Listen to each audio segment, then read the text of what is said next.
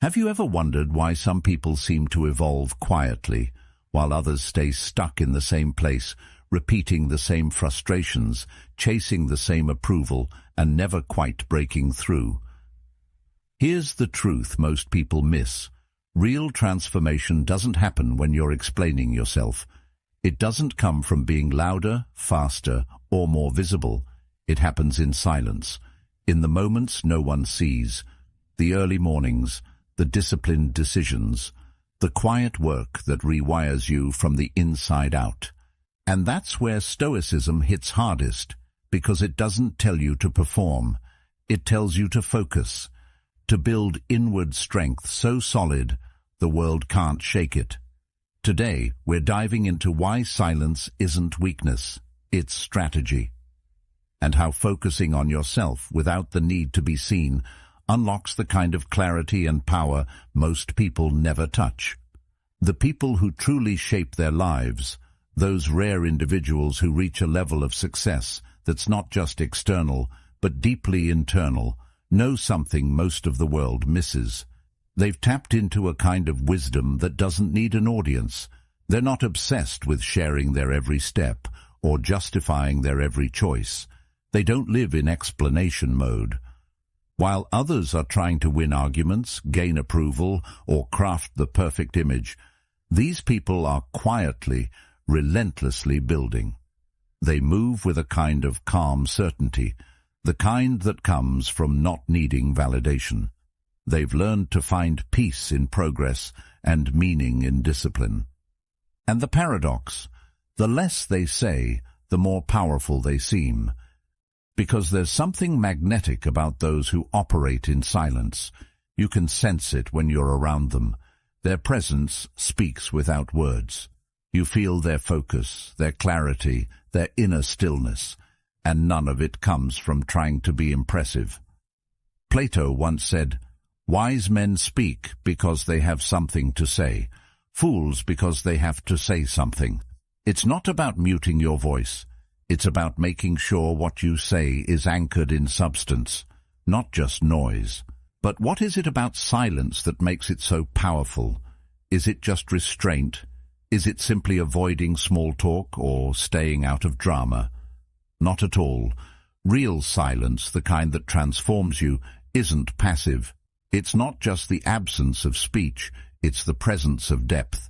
It's active, intentional.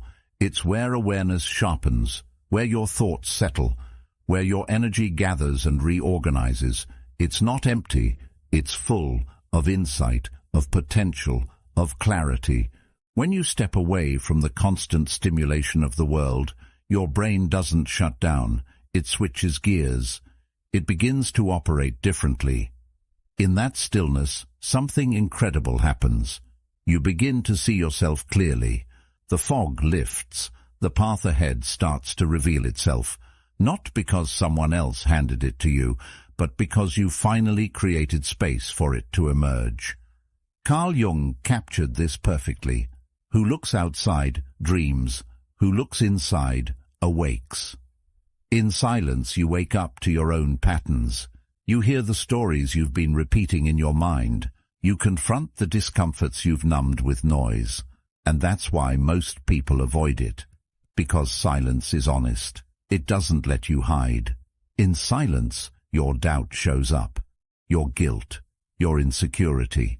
And instead of facing it, most people grab their phone, open a new tab, argue with someone online, anything to avoid being alone with themselves. But avoidance isn't neutral. What you avoid doesn't just disappear. It buries itself deeper, quietly draining you from the inside out. It fragments your focus. It whispers confusion into your decisions. And soon you start wondering why you feel exhausted even when you haven't done much. Why you feel stuck even when you're busy. That's the weight of unprocessed thoughts. The tax of unresolved tension. So why do we keep choosing the noise? Because we've been trained to equate being seen with being valuable. The more attention we get, the more important we feel. But Aristotle offered a warning long before social media existed. The ultimate value of life depends upon awareness and the power of contemplation rather than upon mere survival. Constantly seeking attention is a form of survival, a way to avoid the deeper work. But it keeps your mind on edge, always reacting, never reflecting. What would happen if you stopped reacting? If you stopped explaining yourself and just moved with quiet confidence? What if you observed more than you spoke, acted more than you posted? You'd save energy. You'd reclaim the mental bandwidth that's been slowly leaking from 1,000 trivial interactions. And that energy could be invested in mastery, in building something meaningful, in living a life that feels aligned, not just admired. Socrates said, "The unexamined life is not worth living," and silence, real reflective silence, is where that examination begins, not guided by algorithms, trends, or applause, but by honest self-inquiry, by the kind of stillness that allows your truest self to emerge. Your brain, despite what the world suggests, isn't built to process thousands of opinions a day. It's not designed for constant multitasking, reacting, comparing. It's designed to focus, to assess, to adapt. But when it's overwhelmed by noise, by gossip, by endless scrolling, by unnecessary drama, it starts to misfire.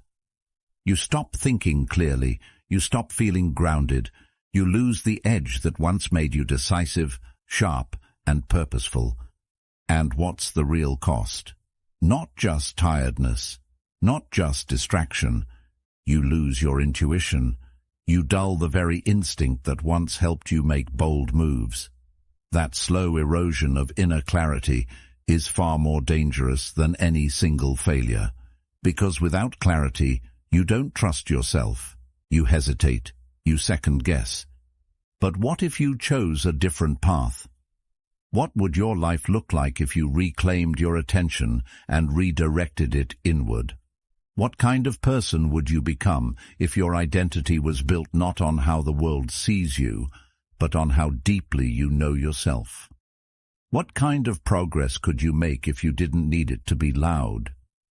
If you just did the work, silently, patiently, and let the results speak for themselves? Ask yourself, how often are you losing moments, opportunities, even entire days, reacting to meaningless distractions? Not because the distractions are powerful, but because they're persistent. A message here, a headline there, a meaningless argument that sticks with you far too long. And before you know it, your day is gone. Not spent, but scattered. You feel drained, not from effort, but from fragmentation, like 1,000 tiny cuts that don't bleed you dry all at once, but over time steal your focus, your drive, your clarity. How often do you feel exhausted not because of physical strain, but because your attention was pulled in too many directions? That's not just a feeling, it's a neurological reality. Your brain, specifically your prefrontal cortex, is wired for deliberate thought, for concentration, for vision. It thrives on clarity, not chaos. When it's given silence, it resets, it recalibrates, it begins to focus again, and out of that silence, something most people never tap into begins to emerge: control. But what is control really? It's not about overpowering others or rigidly suppressing emotions. Control is self-mastery. It's when your actions align with your values, regardless of who's watching. Aristotle said, "What lies in our power to do, lies in our power not to do." True control is choosing not to react, not to prove, not to perform. And that power lives in your prefrontal cortex, not the limbic system that urges you to scroll, argue, or compare, but the part of you that plans, focuses, and commits. Here's something psychology and philosophy both agree on. Your identity is shaped not by what you say, but by what you consistently do. You can tell the world you're disciplined, driven, focused, but if your behaviors say otherwise, your brain knows the truth. Carl Jung once said, "You are what you do, not what you say you'll do." That's not just a poetic idea, it's biology. Your brain wires itself based on repeated action. When you wake up early, exercise, resist distraction, your prefrontal cortex is strengthened. Neural pathways solidify. You're not just acting differently, you're becoming someone different. But isn't motivation supposed to help with that? Isn't that what keeps us moving? Here's what most people miss. True motivation isn't external, it's neurological. You don't get lasting drive from applause. You get it from progress. Dopamine, the brain's chemical of motivation, doesn't flood your system when someone praises you. It activates when you see yourself getting better, when you read another chapter, when you run one more mile, when you keep a promise to yourself. And the interesting part? This all happens best in silence, in those moments no one sees. That 6 a.m. grind, that decision to eat with intention, that choice to work instead of scroll, that's when the brain rewards you. So why are we so quick to announce our intentions before we've even begun? I'm going to get in shape. I'm writing a book. I'm building something big. It feels good to say it. It gives the illusion of progress. But neuroscience paints a different picture. When you tell people your goals too soon, your brain releases dopamine as if you've already done the work. You get a premature reward without the growth. Plato said, "The beginning is the most important part of the work." And if you burn your energy on declarations, you never make it past that beginning. Why does this matter? Because premature celebration is the enemy of discipline. When you confuse talking with doing, you trick your nervous system into a false sense of accomplishment. You build an identity based on perception instead of performance. And when the applause fades, you're left with no system, no discipline, no momentum. So what's the alternative? Say less. Do more. Let your actions build the narrative. Let the silence be the forge where your new identity takes shape. Not because you told the world who you're becoming, but because you quietly became it. Real transformation doesn't come from posting declarations or collecting claps. It doesn't come from perfectly crafted status updates or sharing your grand intentions with the world. It comes, quietly and stubbornly, from your daily systems, the tiny, repeated decisions you make when no one's watching. You wake up at the same time each morning. You show up to your workout not because someone's tracking you, but because you said you would. You open that book, you sit with that project, you resist the scroll, and in doing so, you slowly rewire your brain. Not in some abstract, symbolic way, literally. Your neural pathways shift. You create new circuits of discipline, focus, and drive. And what the world eventually sees as change is just the byproduct of the consistency they never noticed. Why is it that people only notice transformation once it's already happened? Because growth is mostly invisible. It happens in the early mornings, in the late nights, in the decision to try again when you could have quit. The world loves results, but it's blind to process. And here's where it gets uncomfortable. Real growth doesn't just separate you from old habits, it separates you from old versions of yourself, from people who are still attached to those versions. So what happens when your actions start to shift, but your environment doesn't? That's when the friction begins. The people closest to you, friends, family, co-workers, they start to question. Not necessarily out of malice, but out of discomfort. Your evolution disrupts their comfort zone. It challenges the fixed image they've held of you. As Carl Jung observed, the most terrifying thing is to accept oneself completely.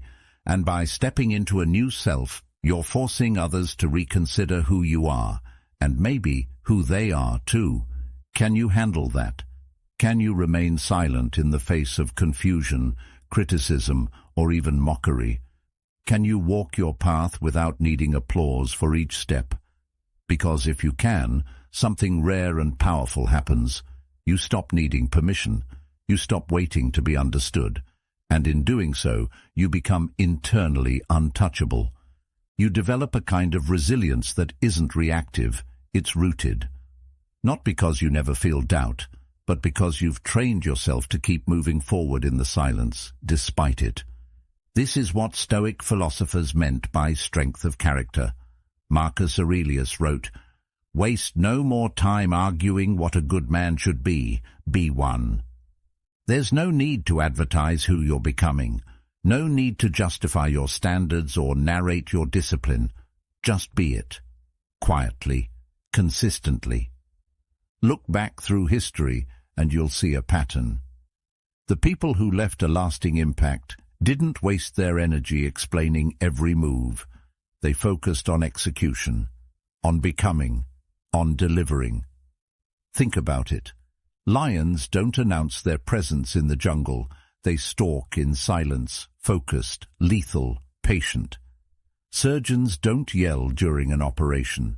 They move precisely, attentively, every gesture deliberate. Their silence isn't absence, it's presence. Complete, focused, immersive presence. So what if your silence isn't a void but a signal?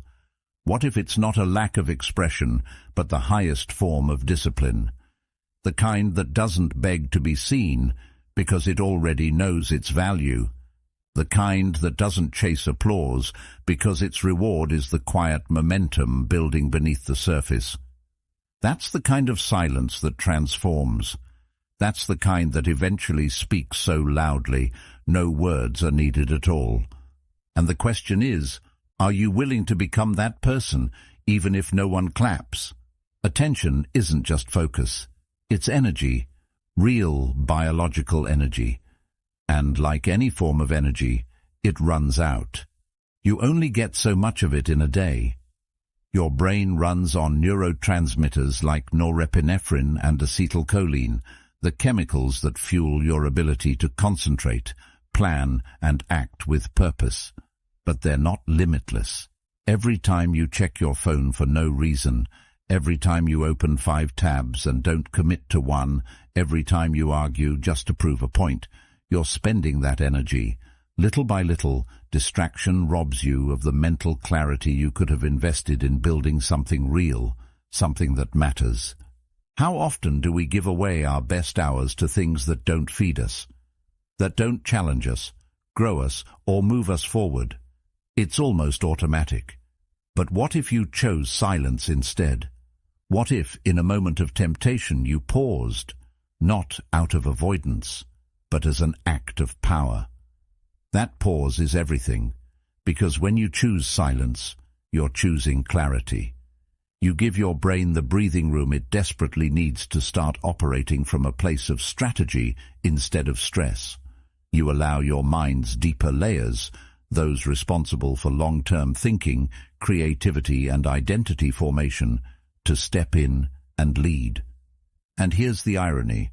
Silence may look still from the outside, but internally it's anything but. It's alive, it's dynamic, it's a battleground of thought and emotion. Sitting in silence isn't passive, it's an act of courage. Why? Because silence forces you to face what most of us spend our lives avoiding: ourselves, our doubts, our unprocessed pain, the stories we've been telling ourselves for years but never questioned. Carl Jung understood this deeply. He wrote, "Until you make the unconscious conscious, it will direct your life, and you will call it fate." In silence, the unconscious begins to rise. All the things you've buried under distractions come to the surface, and when they do, you have a choice. You can either numb them again or engage with them. That engagement is where real growth begins. It's where emotional fortitude is built. So how do you train that fortitude? How do you build a nervous system that doesn't panic at discomfort but responds with precision? By staying in the silence a little longer than is comfortable. Each time you resist the urge to reply impulsively, to defend your ego, or to chase a quick hit of approval, you're rewiring your brain. You're teaching it to choose purpose over performance. Socrates once said, "The greatest way to live with honor in this world is to be what we pretend to be." And every time you choose silence over reaction, you take a step closer to that. You start becoming the version of yourself that doesn't just talk about growth, but lives it. Not for the sake of appearances, but because it's who you are choosing to become when no one's watching. And let's not pretend it's easy. This internal training is messy. Some days it feels like progress, others like regression, but over time, the architecture of your mind begins to shift. The space between stimulus and response grows. The craving for recognition fades. What replaces it is a quiet confidence, a deeper knowing, the kind that doesn't need to announce itself because it's rooted in something far stronger than validation. It's rooted in self-respect. Imagine waking up and knowing, truly knowing, what you're building, who you're becoming, and why you're doing it. No noise in your mind pulling you toward comparison. No obsession with being understood. Just clarity. A deep, grounded sense of direction that doesn't depend on whether anyone else sees it or approves of it. That kind of clarity doesn't arrive through applause. It's built through silence, slowly, steadily, and often in solitude. You begin to live not for validation, but for alignment. When your identity matches your actions day after day, something powerful happens. You stop needing to be told you're doing well. You know you are. Why is that so hard for most people to access? Because we've been taught to chase visibility instead of mastery, to broadcast effort rather than embody it. But here's what neuroscience and philosophy agree on. Your brain doesn't build identity from what you say, it builds it from what you do. The prefrontal cortex, the seat of logic, planning, and discipline, doesn't care about your declarations. Say, "I'm focused," but spend your day in chaos, and your brain senses the contradiction. That gap creates internal conflict, a kind of cognitive dissonance that erodes motivation over time. But if you flip that, if your behavior consistently reflects your goals, even when no one's watching, then the brain starts syncing. It recognizes patterns, repetition, commitment, and identity in turn becomes stable. That's when real motivation becomes internal, not because someone praised you, but because you honored your own word. What does it look like when that transformation takes root? You begin to crave progress more than praise. You choose consistency over spectacle. Your dopamine system recalibrates. It no longer spikes at a notification or a like, but at the quiet win. Finishing the work you said you'd finish, pushing through the resistance, holding yourself to a higher standard without needing witnesses. Plato wrote, "The first and best victory is to conquer self." And that victory is won in silence, not in spectacle. Have you noticed how the people you truly admire rarely explain themselves?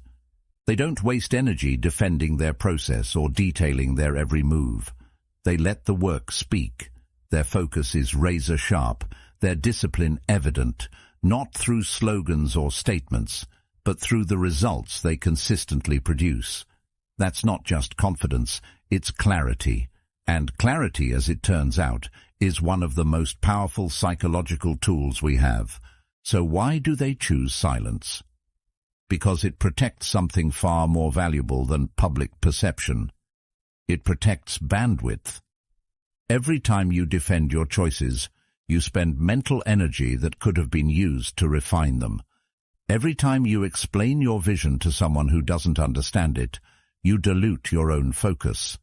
Silence isn't withdrawal, it's preservation. It's the buffer zone where high-level thinking happens without interruption. Aristotle believed that excellence is not an act, but a habit, and habits are formed in the quiet spaces between noise.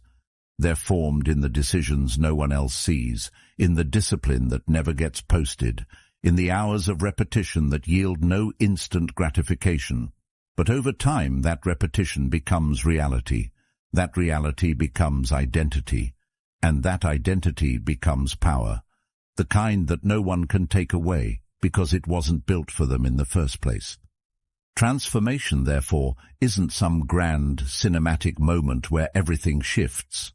It's not a single breakthrough or a motivational high, or that one day you finally get your life together. It's not about the goals you post online or the promises you make to others. Real transformation is a system. It's daily. It's repetitive. It's often boring. But it's in that very repetition where power is forged. You don't rise to your goals. You fall to your systems. And here's the thing. Goals are emotional. You feel inspired, so you write something down. You get excited, so you take a first step. But feelings fade. Goals change. Life gets in the way. What doesn't fade is structure. Systems are built on behavior, not mood. And when you start putting structure into your life, when you wake at the same time each day, move your body consistently, eat with purpose, eliminate the clutter, you stop relying on motivation. You start depending on rhythm.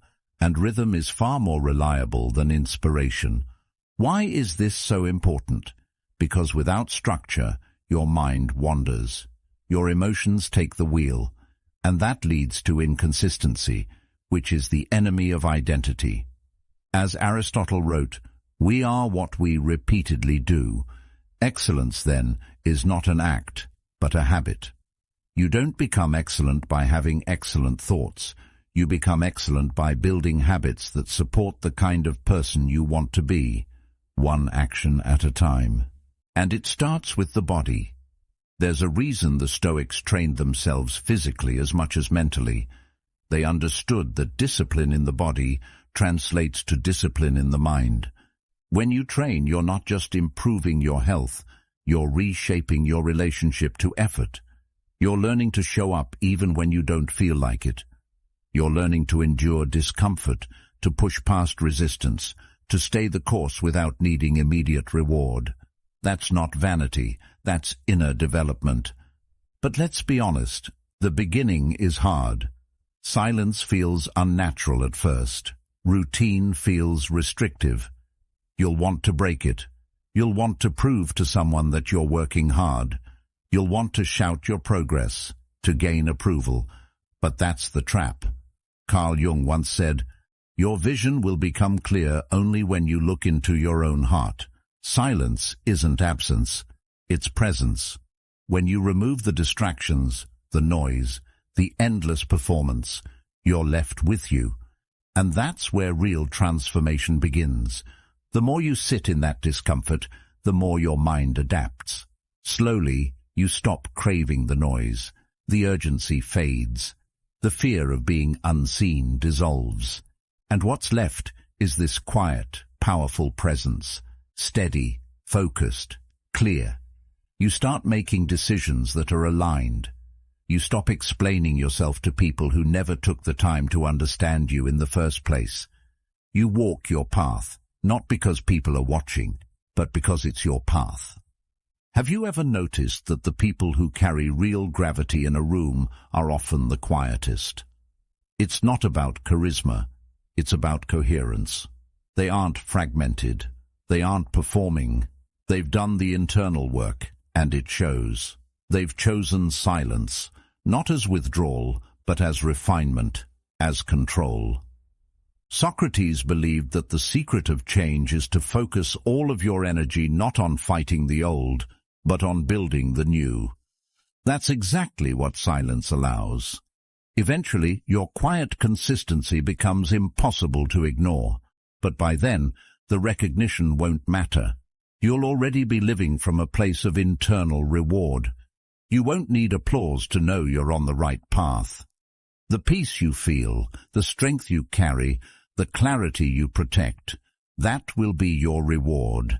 And no one can take that from you, because it wasn't given to you by the world.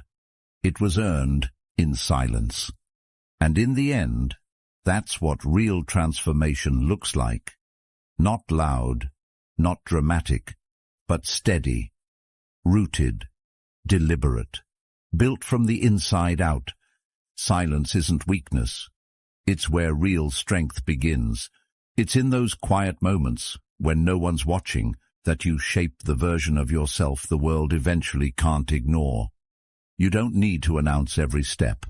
Just keep taking them. Keep showing up. The results will speak when the time is right. Thanks for being a part of Stoic Journal. Stay steady, stay focused. And when you're ready, come back. We'll be right here.